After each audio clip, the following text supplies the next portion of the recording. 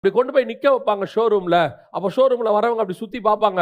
அவங்க தான் final purchaser. சுத்தி பார்ப்பாங்க. அதுல யோசிச்சு பாருங்க, ஒரு டோர் மட்டும் பெயிண்ட் பண்ணாம இருந்தா அது கூட வேண்டாம். ஒரு டோர்ல ஒரு கீறல் இருந்தா அந்த காரை யாராவது வாங்குவாங்களா ஷோரூம்ல? சுத்தி அப்படி பார்த்துட்டு ஒரு கீறல் இருக்கு, இல்ல அந்த இடத்துல கொஞ்சம் பெயிண்ட் பிஞ்சு போய் இருக்கிறது, இல்ல ஒரு லைட் உடைஞ்சு போயிருக்கு, யாராவது வாங்குவாங்களா அந்த காரை? இல்லங்க, பக்காவா ரெடி பண்ணிட்டோம், ஒரு சின்ன லைட் தான் உடைஞ்சிருக்கு, நோ சான்ஸ். அது ரிஜெக்டட் பீஸ். அதே தான் இங்கேயும் வேதம் சொல்லுது. இந்த பூமியில நம்மளை பர்ஃபெக்டாக ரெடி பண்ணி, பரலோகத்தும் பூமியில இருக்கிற ஒரு கார் வாங்குறவனே இவ்வளவு பர்ஃபெக்ஷன் எதிர்பார்ப்பாருன்னா, பரலோகத்தின் தேவன் அவரை போல ஒரு பர்ஃபெக்ஷனை நம்ம கிட்ட எதிர்பார்க்கிறார். அப்போ அதுக்கேத்த மாதிரி தான் இங்க ரெடி பண்றாரு. குவாலிட்டி செக் இருக்கு, எல்லாம் பண்ணி பார்த்து ஃபைனலா ஒரு பர்ச்சேஸ் பண்ணிடுவார் நம்மளை இங்க இருந்து அங்க.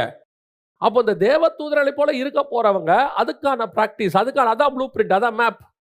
அப்படி இருக்கும் பொழுது நாம் அதற்குரிய குவாலிட்டிஸ் உடையவங்களா இருக்கிறோமாங்கிறத செக் பண்ணிக்கணும்.